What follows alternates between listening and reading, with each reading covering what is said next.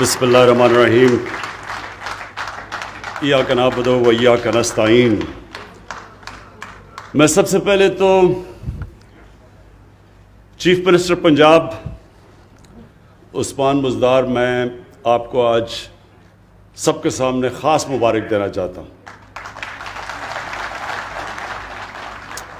مبارک یہ نہیں جو ابھی آپ سمجھ رہے ہیں کہ جو پیکج اناؤنس کیا اس کی مبارک نہیں، مبارک میں چیف منسٹر صاحب آپ کو اور پھر آپ کی جو ٹیم ہے، چیف سیکرٹری اور آئی جی پنجاب، جس طرح آپ نے یہ بڑے بڑے قبضہ گروپ کے محل گرائے ہیں، میں اس کے لیے خاص آپ کو مبارک دینا چاہتا ہوں۔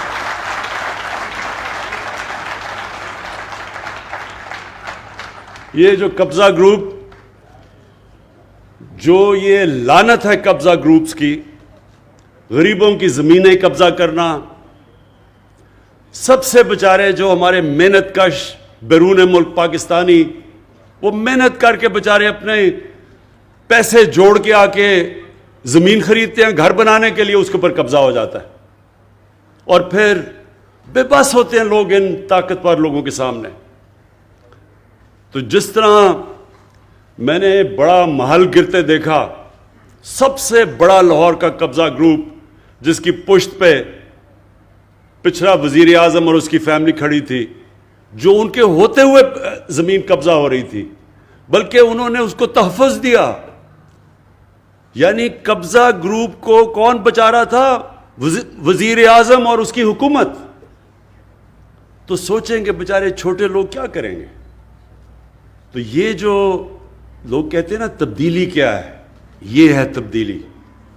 جب یہ بڑے بڑے ڈاکوؤں کے اوپر ہاتھ پڑے گا، یہ ہے تبدیلی۔ کبھی کوئی ملک آج تک تبدیل نہیں ہوا، یہ سن لے میری بات۔ کبھی کسی ملک نے ترقی نہیں کی جدھر قانون کی بالادستی نہیں ہوئی۔ جو بھی دنیا میں ملک آگے بڑھا ہے، ابھی بھی جو بھی دنیا میں خوشحال ملک ہیں، دنیا کا نقشہ دیکھ لیں، ایک ایک ملک میں جو ایک چیز خوشحالی کی ایک سب سے بڑی وجہ ہوگی، وہاں قانون کی بالادستی ہے۔ کوئی قانون کے اوپر نہیں۔ کوئی بڑا ڈاکو یہ نہیں کہہ سکتا کہ جناب میں تمہاری گورنمنٹ گرا دوں گا جب تک مجھے NRO نہیں دو۔ وہاں قانون، اور جب قانون کی بالادستی ہوتی ہے وہی قوم اوپر چلتی ہے۔ ہماری مدینہ کی ریاست میں نبی صلی اللہ علیہ وسلم نے کیا کیا تھا؟ انصاف قائم کیا تھا۔ انصاف بنیاد ہوتی ہے خوشحالی کی۔ تو چیف منسٹر صاحب، میں نے تو یہ خاص کہنا تھا کہ لوگ سمجھتے ہیں کہ جی دیکھیں بڑا شرمیلا سا چیف منسٹر ہے، کوئی زیادہ تقریریں نہیں کرتا، شہباز شریف کی طرح اربوں روپے اپنے اشتہاروں پہ اپنے اوپر نہیں خرچ کرتا، بڑے 40 گاڑیوں کے کانوائے میں نہیں پھرتا، لیکن یہ اصل کام ہے کرنے کا۔ اور آج ساہیوال میں مجھے خاص طور پہ خوشی ہے کہ ہم نے یہ جو پروگرام شروع کیا، یہ چیف منسٹر صاحب اور ہم نے ڈسکس کیا کہ ہم اب ڈویژن بائی ڈویژن جائیں گے، اور جو علاقے پیچھے رہ گئے ہیں باری باری ہم نے ایک علاقے کو اٹھانا ہے، اور پوری طرح یعنی اس کی ہر طرح اس علاقے میں ترقی کیسے ہم کروا سکتے ہیں۔ تو آج ایک پورا پیکج لے کے آئے ہیں ہم اپنے ساتھ۔ چیف منسٹر صاحب نے اپنا پیکج دیا ہے، اور اس میں بڑی زبردست چیزیں جو پہلی دفعہ ساہیوال میں ہوئی۔ دیکھیں، عام آدمی، سب سے زیادہ عام آدمی کی ضروریات کیا ہوتی ہیں؟ سب سے امپورٹنٹ چیز ہے عام آدمی کو کہ اگر اس کے گھر میں بیماری ہو اور اس کے پاس پیسہ نہ ہو تو وہ ہسپتال میں جا کے اپنا علاج کروا سکے۔ جو صحیح طرح مجھے لگتا ہے سمجھ نہیں آئی، کیونکہ میں نے اتنی اس چھوٹے سے گروپ میں تالی بجتے نہیں دیکھا۔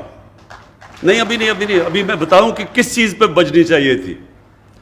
فیصلہ یہ ہوا ہے کہ ساہیوال میں سارے لوگوں کو ہیلتھ انشورنس ملے گی 7.5 لاکھ کی۔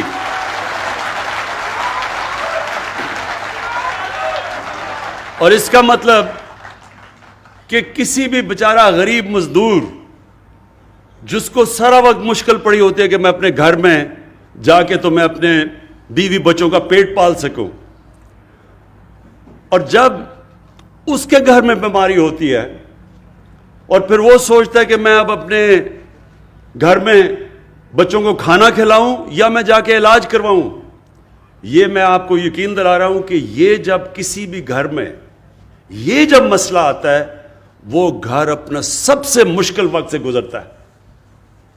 دنیا کی ریسرچ شو کرتی ہے کہ جو گھرانے غربت کی لکیر سے اوپر بھی ہوتے ہیں، بیماری کی وجہ سے وہ غربت کی لکیر کے نیچے چلے جاتے ہیں۔ اور یہ شوکت خانم کینسر ہاسپٹل بنانے کی وجہ یہ تھی کہ کینسر کا علاج سب سے مہنگا ہے، تو تب میں نے سوچا کہ میں صاحب حیثیت تھا، مجھے اتنی مشکل پڑی اپنی والدہ کا علاج کروانے کے لیے، تو وہ جو بیچارے غریب گھرانوں میں گھر میں وہاں جب کینسر ہوتی ہے تو اس گھر کے اوپر کیا گزرتی ہے، کیونکہ کینسر کا تو بہت مہنگا علاج ہے۔ تو یہ جو ہیلتھ کارڈ شروع ہوا ہے ساہیوال سے، اور ڈی جی خان سب سے پنجاب کا غریب علاقہ ہے، ادھر سے شروع ہوا ہے تاکہ ان کو پہلے ہیلتھ انشورنس ملے، اور انشاءاللہ دسمبر تک سارے پنجاب کے لوگوں کے پاس ہیلتھ انشورنس آ جائے گی۔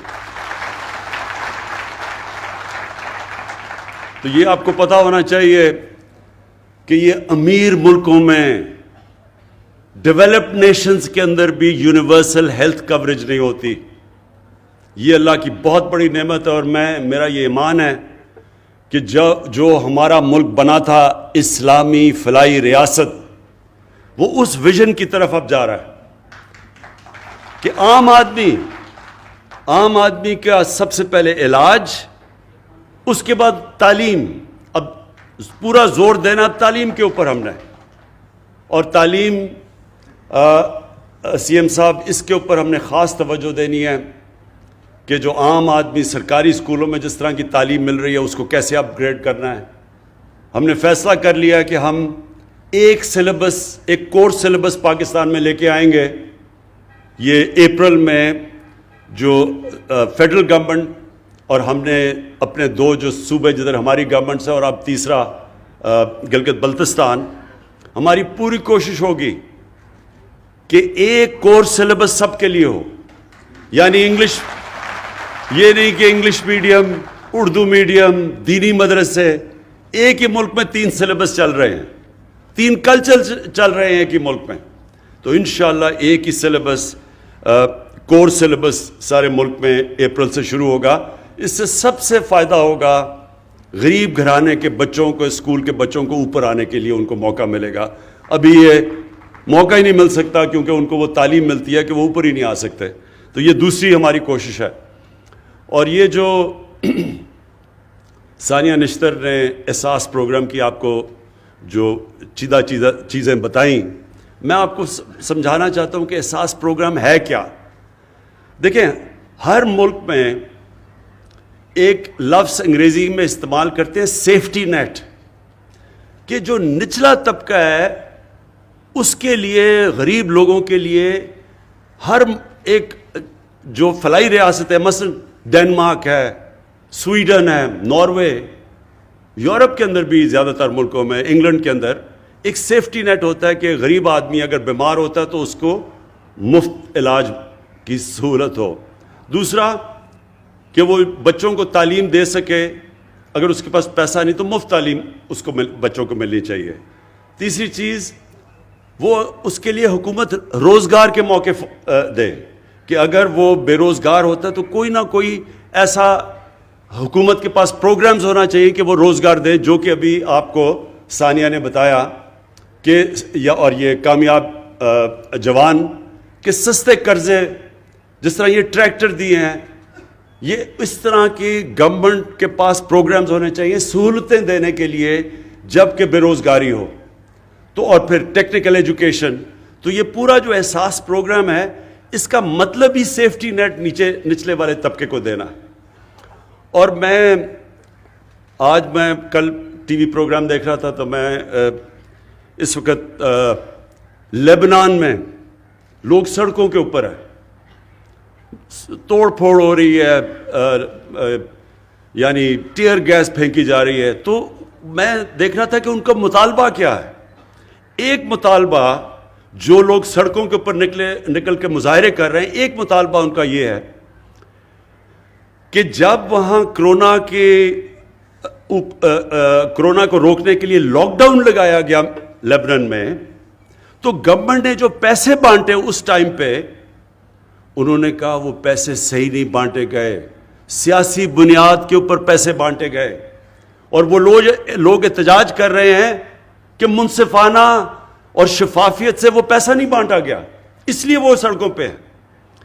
ہم نے تھوڑے سے وقت میں اور یہ احساس پروگرام کے ذریعے ہم نے 180 ارب روپیہ بانٹا, یہ جب لاک ڈاؤن لگا تھا, اور 180 ارب روپیہ بانٹا. ایک آدمی نے سارے پاکستان میں نہیں کیا کہ سیاسی بنیاد پہ پیسے بانٹے گئے. سب نے تسلیم کیا, ہمارے مخالفین نے تسلیم کیا. حیرت کی بات یہ ہے کہ سندھ میں جو ہمارا صوبہ نہیں ہے, وہاں سندھ کی آبادی سے زیادہ پیسے بانٹے گئے, حالانکہ پیپلز پارٹی کا صوبہ تھا, کیونکہ صرف اور صرف میرٹ کے اوپر ڈسٹریبیوشن ہوئی. تو یہ جو آپ کا بھی پروگرام ہے عثمان ڈار کامیاب جوان کا, اس میں جتنی میرٹ ہوگی اتنا یہ پروگرام کامیاب ہوگا. جو لوگوں کو آپ پیسے جو چیزیں بانٹیں گے, یہ جس طرح آپ نے یہ جو ٹریکٹرز کا کہا, اور جو آپ بھی باقی قرضے دے رہے ہیں تاکہ لوگ اپنی بزنسز شروع کر سکیں, تو اس کے اوپر مجھے پتہ ہے آپ کا سارا سسٹم, اور اس لیے مجھے اعتماد ہے کہ اس میں لوگ جو بھی اس کا فائدہ اٹھائیں گے وہ میرٹ کے اوپر, اس کے اندر کوئی کسی قسم کی سیاسی افیلیشن یا کوئی فیورٹزم نہیں ہوگی. اور یہی وجہ سے انشاءاللہ آپ کا پروگرام بہت کامیاب ہوگا. اور ایک منٹ, اور میں جو امین اسلم جو آپ نے ابھی کیا, ایک بات کر لو بات. سر آپ کی بہت مہربانی, ہمارے انصاف کے لیے ہمیں 200 کلومیٹر دور لاہور اور ملتان جانا پڑتا ہے. اگر یہاں پہ ہائی کورٹ بینچ کا قیام کر دیا جائے تو ہم آپ کے بہت مشکور ہوں گے. سمجھ گیا. یہ بالکل ٹھیک ہے. دیکھیں ہماری کوششیں جو لوکل گورنمنٹ سسٹم بھی اب ہمارا تحریک انصاف لے کے آ رہی ہے, بالکل ایک نیا لوکل گورنمنٹ سسٹم ہے. ساری اس کی کوشش یہ ہے کہ جو پاور ہے وہ نیچے تک جائے یا ڈیوالو کرے. تو جتنی لوگوں کی سہولتیں ان کے گھروں میں مل سکتی ہیں, ان کے بلکہ گاؤں کی سطح پہ مل سکتی ہیں, شہروں کے اندر مل سکتی ہیں, اتنا ہی بہتر نظام ہوتا ہے. تو جو آپ دیکھیں گے کہ جو ہمارا گورننس کا سسٹم لے کے آ رہے ہیں, جو نیا بلدیاتی نظام ہے, جو انشاءاللہ اسی سال جب الیکشن ہوں گے, تو آپ یہ دیکھیں گے کہ جو زیادہ تر لوگوں کے مسئلے مسائل ہیں وہ ان کے گھروں میں حل ہوں گے. اور یہ جو آپ بات کر رہے ہیں انصاف کی, کیونکہ اس میں عدلیہ سے ہمیں کنسلٹ کرنا پڑتا ہے, یہ ایڈمنسٹریٹو ایشو نہیں ہے, یہ ہمیں عدلیہ سے کنسلٹ کرنا پڑے گا. ضرور ہم بات کریں گے. میرا اپنا بالکل آپ سے میں اگری کرتا ہوں اس چیز کے اوپر کہ لوگوں کو اتنی دور جانا نہیں چاہیے انصاف لینے کے لیے. ان کو جتنا بھی ڈیوالو کریں ہائی کورٹس تو اتنا فائدہ ہوگا. اور جو میں اب جو تیسری چیز پہ آنا چاہتا ہوں, امین اسلم نے جو بھی آپ سے باتیں کی, یہ بھی بہت اہم باتیں ہیں. پاکستان میں ہم نے کبھی ان چیزوں کے اوپر توجہ ہی نہیں دی. ماحولیات کسی نے پرواہ ہی نہیں کی. میں جب چھوٹا سا تھا تو میں یہ چیچا وتی کے جو بڑا جنگل ہوتا تھا, یہاں میرے ماموں شکار پہ مجھے لایا کرتے تھے جب میں 8-9 سال کا تھا. مجھے تب سے یاد ہے بڑا گھنا جنگل تھا. آہستہ آہستہ سارے جنگل ہی ختم ہو گئے. بڑے بڑے جنگل تھے, بڑے بڑے درخت تھے. ٹمبر مافیا نے وہ چھانگا مانگا کا جنگل, اس میں سارے بڑے درخت چلے گئے. یہ دیپال پور میں جنگل تھا وہ گیا. میاں والی میں بہت بڑا جنگل تھا کندیاں, وہ ختم ہو گیا. تو اب جو ہم کوشش کر رہے ہیں کہ ہم اب پھر سے پاکستان میں جنگلات اپنے اگا رہے ہیں, اور اس کے علاوہ پوری طرح ایک ریفارسٹیشن, یعنی ایک جو 10 ارب 10 بلین ٹری سونامی, یہ اب انٹرنیشنل پروگرام اکنالج کیا جا رہا ہے. اس کے اوپر اب ہم ہر جگہ, پہلے تو وہ سارے جنگل ان کے اوپر قبضے ہوئے تھے, تو وہ قبضہ کا تو آپ کو پھر سے میں نے کہہ دیا کہ عثمان بزدار نے تو جہاد کر دیے قبضہ کے اوپر, تو انشاءاللہ جنگلات کے بھی سارے قبضے چھڑائیں گے. اور اس کے بعد ایک بس تو امین اسلم, ایک تو یہ بڑا زبردست آئیڈیا ہے کہ ہم پہلے جو سیوریج کو ویسٹ واٹر ٹریٹمنٹ پلانٹ بنائیں گے, جو کہ آج جس کی میں نے انوگریشن کی ہے, کہ یہاں یہ جو گندا پانی ہم اپنے دریاؤں میں پھینک دیتے ہیں, ہمارے وہ نیچے جا کے گراؤنڈ واٹر میں مل جاتا ہے, کسی نے آج تک پرواہ نہیں کی. ایک پاکستان کا بنایا ہوا ویسٹ واٹر ٹریٹمنٹ پلانٹ, وہ جو جس کی میں نے آج انوگریشن کی ہے, جو کہ 4 ارب کا امپورٹ کریں تو بنتا ہے, جو 40 کروڑ کا یہاں لوکلی بنا ہوا ہے, اور یہ انشاءاللہ ہم نے سارے پاکستان کی ڈسٹرکٹس میں لے کے جانا ہے. اس سے فائدہ کیا ہوگا؟ اس سے, کیونکہ آپ پانی کا آگے جا کے مسئلے آ رہے ہیں پاکستان میں, ابھی بھی آ رہے ہیں, تو وہ جو پانی ہے اس کو ٹریٹ کر کے, اور وہ جو پانی ٹریٹ کر دیں گے, وہ پھر اس سے جنگلوں کے اندر, جنگل اگانے کے اندر وہ پانی کو استعمال کریں گے, تو وہ پانی بھی گراؤنڈ واٹر یا ہمارا جو پینے کا پانی اسے متاثر نہیں کرے گا, اور اس پانی سے ٹریٹ کر کے تو اس کو ہم اپنے جو جنگلات, اب ہم پوری طرح کیمپین کرنے لگے ہیں, یہ جو جنگل آپ کے تباہ ہو گئے ان کو اگانے کے لیے اس پانی کو استعمال کریں گے. ساتھ ساتھ جو امین اسلم نے بات دوسری بھی کی کہ یہ بڑا افسوسناک ہے کہ سارے باہر سے کولا امپورٹ کرتے ہیں, وہ سارا کولا ادھر سے ٹرین میں آتا ہے ساہیوال تک. اصولوں تو یہ پلانٹ اگر بنانا ہی تھا کولے کے اوپر پاور پلانٹ, تو یہ سمندر کے پاس بناتے تاکہ اتنی دور کولا لانا نہ پڑتا. لیکن اس کے ہم جو اسٹڈی کر رہے ہیں, بڑے برے ماحولیات کے اوپر اثرات ہیں, تو اس کے اوپر بھی آگے اسٹریٹجی بنا رہے ہیں. لیکن کوشش اب یہ ہے کہ یہاں ریفارسٹیشن بہت زیادہ آپ کے درخت اگائے جائیں تاکہ وہ آپ کی ماحول کو, آپ کی پولوشن لیولز کم کریں.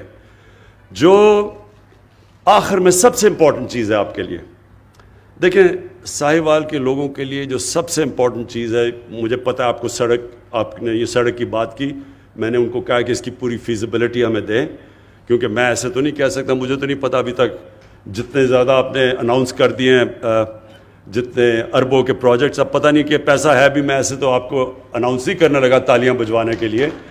لیکن جب مجھے پتہ چل جائے گا کہ ان کے پاس یہ فیزیبل ہے, پیسہ ہے, تو مجھے پتہ ہے اس سڑک کی بڑی ضرورت ہے, بڑا فائدہ ہوگا ساہیوال کو. انشاءاللہ یہ اس کو ہم پرائرٹی بیسس کے اوپر آپ کے لیے یہ جو 2 سڑکوں کی بات کی وہ بھی بنائیں گے. لیکن دیکھیں جی, آخر میں امپورٹنٹ یہ ہے کہ جو آپ نے بڑی زبردست بات کی کہ یہاں انڈسٹریل اسٹیٹ بنانی ہے آپ کے لیے. اصل روزگار نوجوانوں کو انڈسٹریل اسٹیٹ سے ملے گا. اس وقت پاکستان کو ہم بڑی دیر کے بعد انڈسٹریلائز کرنے کی کوشش کر رہے ہیں. اللہ کا کرم ہے کہ ہماری پالیسیز کی وجہ سے آج فیصل آباد میں, گجرانوالہ میں, سیالکوٹ کے اندر اس وقت ٹیکسٹائل کے لیے, ٹیکسٹائل فیکٹریوں کو ورکر نہیں مل رہے, مزدور نہیں مل رہے. ساری ٹیکسٹائل ہماری انڈسٹری اس وقت چل پڑی ہے, ہماری کنسٹرکشن انڈسٹری انشاءاللہ اٹھ گئی ہے.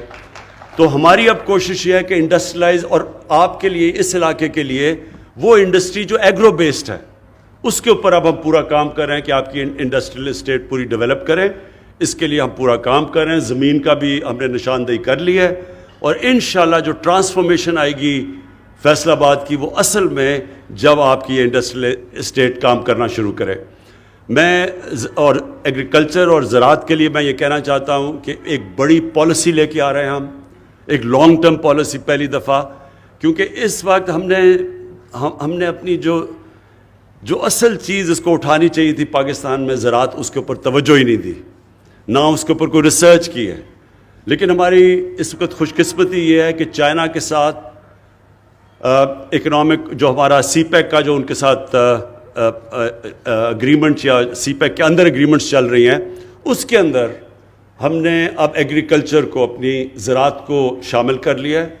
تو چائنا سے یہ سمجھنا چاہیے کہ ان کی ریسرچ ہمارے سے بہت آگے نکل چکی ہے سیڈ ڈیولپمنٹ میں، لیکن خاص طور پہ لائف سٹاک، کیونکہ ساہیوال مشہور ہے، اپنی ساہیوال کی گائے مشہور ہے ہر جگہ.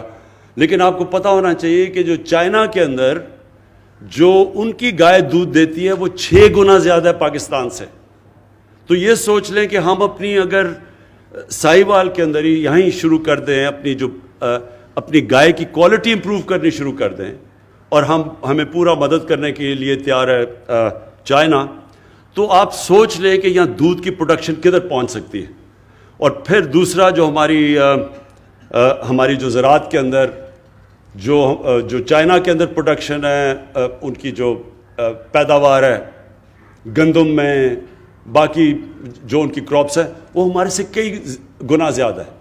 تو ہم نے اب پوری ٹیکنالوجی کی طرف جانا ہے اور پوری توجہ دینی ہے کہ اپنی زراعت کو ہم اٹھائیں، کیونکہ 60s کے بعد جب وہ میکسی پاک آئی تھی اور ریولوشن آئی تھی ہماری زراعت کے اندر، اس کے بعد کبھی بھی توجہ نہیں دی گئی.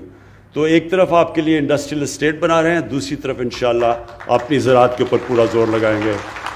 اور انشاءاللہ ساہیوال وہ جگہ ہے، میں ویسے آپ کو آخر میں بات کر دوں، ساہیوال وہ جگہ ہے جو میں اپنی زندگی کا پہلا ریپرزینٹیٹیو کرکٹ میچ 16 سال کی عمر میں